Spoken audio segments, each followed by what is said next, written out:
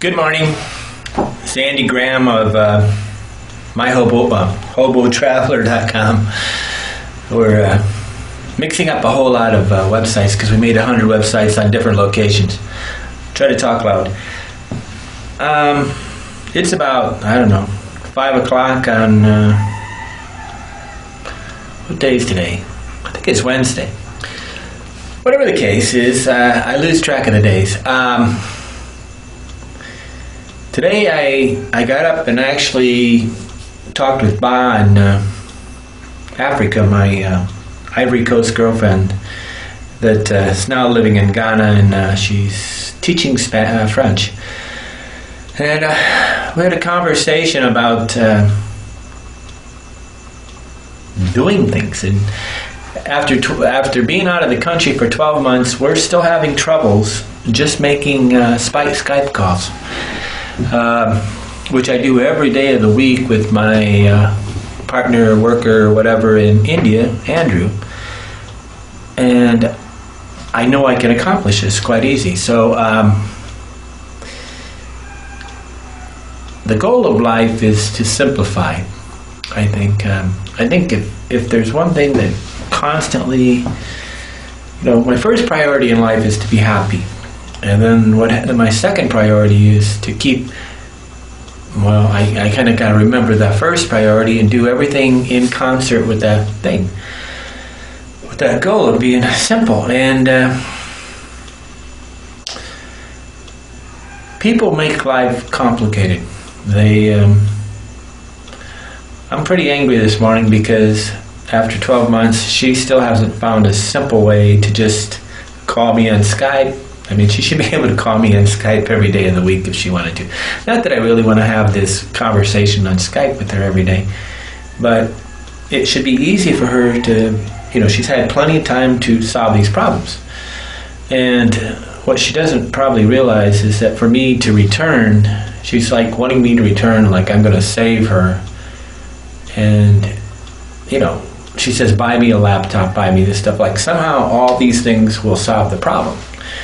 And they don't. They just like another excuse and now how not to solve a problem, because she's looking for complicated solutions to simple problems. So I'm really not too happy because that's not the way to do it.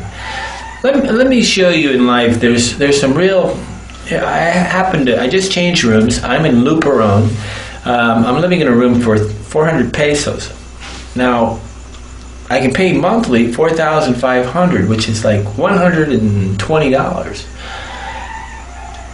And would that simplify my life? Yeah, because I'm cutting expenses. But the room's got Wi-Fi in the room because there's it's got to be one of the most connected cities I've ever been in.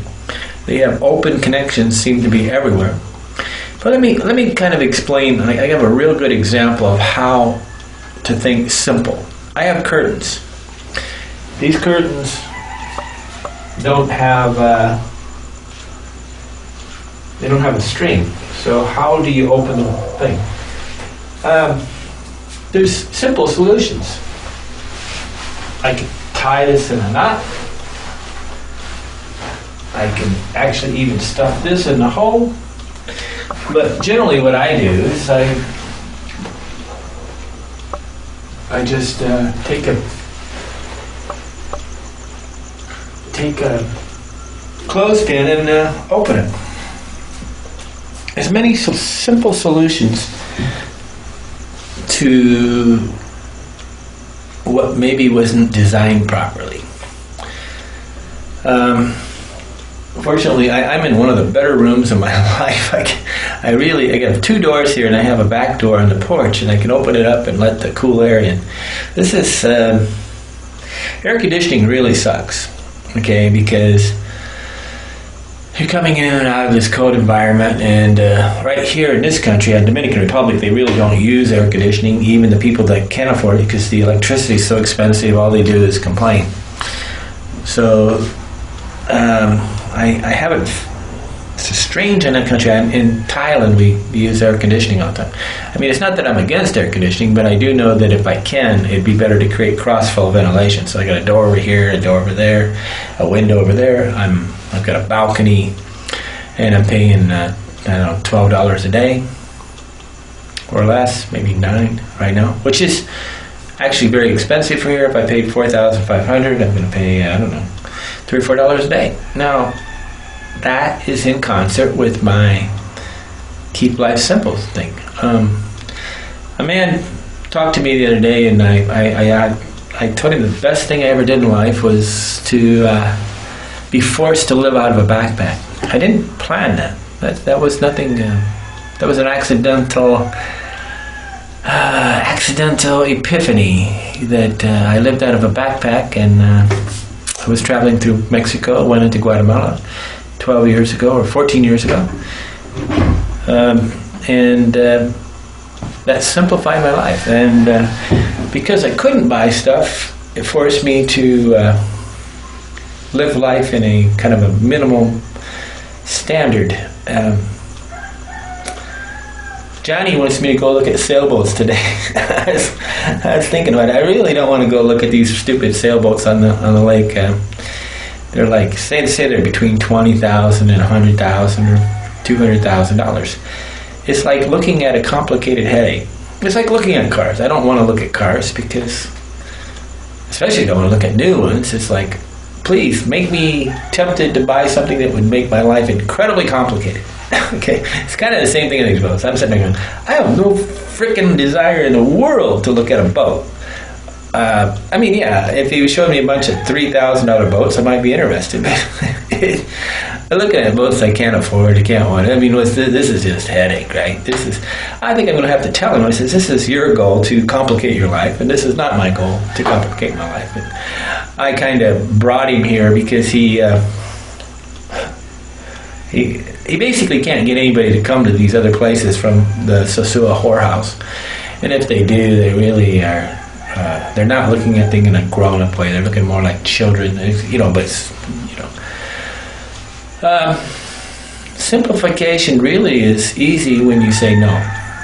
So I'll probably say no to him, and having the braveness to do that, that is the problem. The social pressure on people is so high that, and they must, I don't know what it is, self-esteem or whatever, but I guess if we worked on self-esteem